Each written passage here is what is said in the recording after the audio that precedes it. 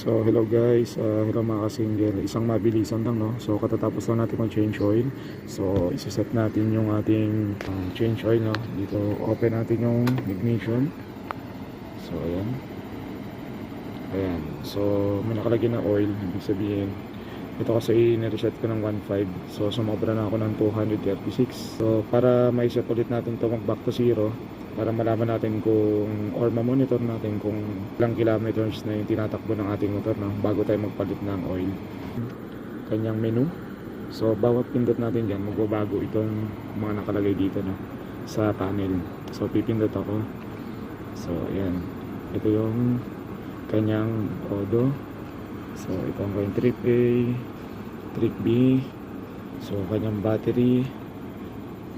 So andito tayo sa oil ulit, no. So para mabalik natin yan sa zero, so kailangan natin i-hold i-press to ng matagal, no, hanggang sa mag-blink ito.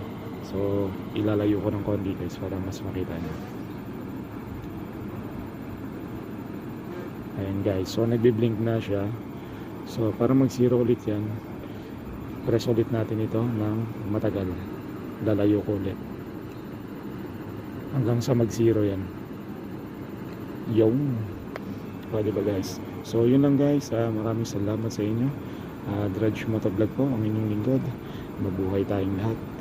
So ito yung total ng kabuuang tinakbo natin, no.